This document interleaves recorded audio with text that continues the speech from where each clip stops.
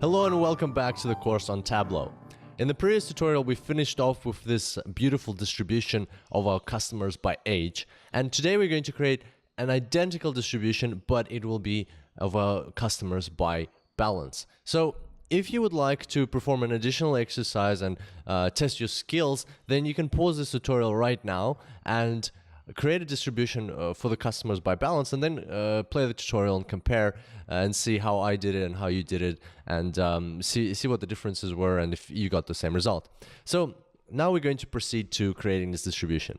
And the process is exactly the same as we did with this distribution by age. So let's go ahead and do that. I'm going to create a new tab. I'm going to call it distribution by balance. By balance. Okay. And now, as last time, first we're going to create a bin, balance, create bins. We'll make them 10,000 units of currency bins. And now we will take the balance bin variable, drag it into columns. We will take number of records, drag it into rows. There's our distribution. Now we will take some number of records, hold control and drag it into color. There it is. So maybe we can make it a bit smaller. That's good. Now we will get rid of this header. We will change, first of all, of course, quick table calculation. We'll change this to % of total. And here we will also change it to %, or basically we'll just take this one and we'll drag it into color. Doesn't really change the color, but just for consistency. One null here, what that means is that there is no values in the 150, so I'm just going to rotate these labels. In the 150,000 there's no values, and you can filter dot and exclude that null, but I prefer to keep it. So I'm just going to press Ctrl Z, and to remove this indicator from your chart, just right click it and click hide indicator. Okay, so that's our chart, and now we're going to quickly format it. So I'll change the axis here, total % of customers. And now we will format here the whole chart bold. Okay, so that's our chart. Maybe make some more space so that the columns or the names of the columns fit in. And now what we want to do is we want to learn how to work with parameters. So at this stage, we haven't touched on parameters yet, but it is time for us to learn how to leverage the true power of this tool in Tableau and use it to our advantage in this dashboard. So how can we use parameters here, and what are they? Well, imagine that you want to dynamically adjust this visualization. Let's say, for instance, you want to be able to change the size of the bins.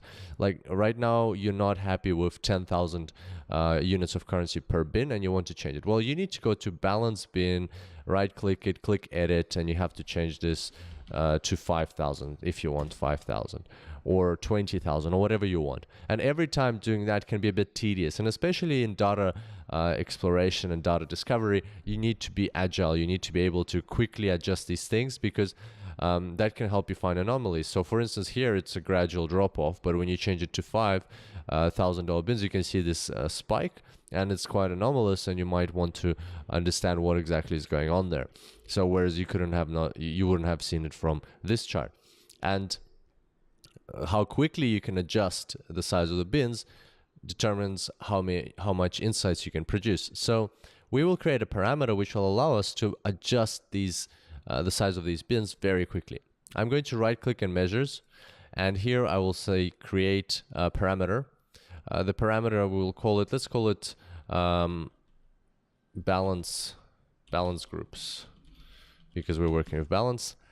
It'll be an integer parameter, and we will start off with 10,000, and we'll be working with a range. So the minimum value of the parameter, let's say there's not much point going below $5,000 buckets or $5,000 bins.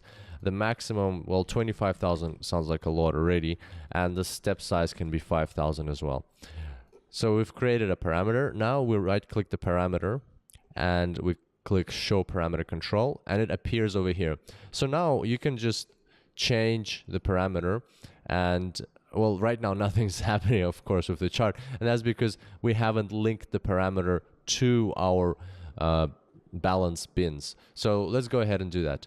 We're going to click edit, and here size of bins, it conveniently prompts you to select a parameter when you click the drop down, and we already have a parameter as balance group, so let's select that. Click OK, and now if we change the parameter around, you can see that the size of the bins is changing, and therefore the number of the columns is changing. The only thing that changed as well is this label here, so we will want to change it back to thousands and no decimal points.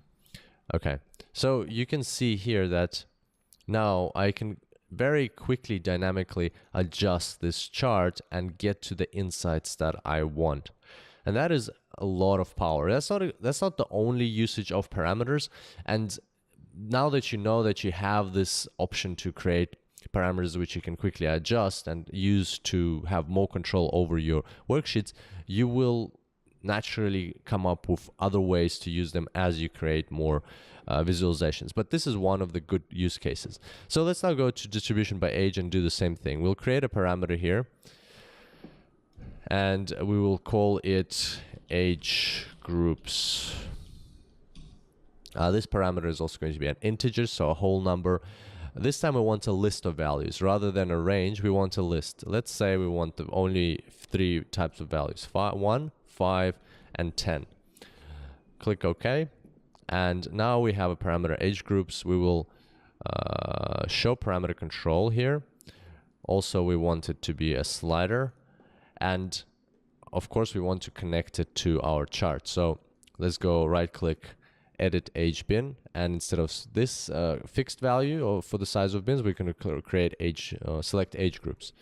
Once we've selected that, well, here you can see it's a bit, it's extended our chart quite a lot, but that doesn't really matter because in the dashboard that won't be the case. But we can always, if we want to reduce the size of this worksheet even here if we wanted to.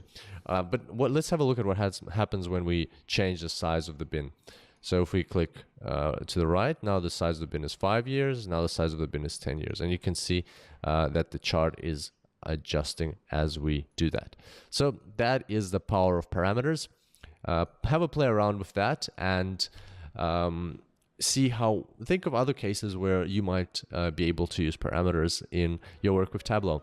And I look forward to seeing you next time. And until then, happy analyzing.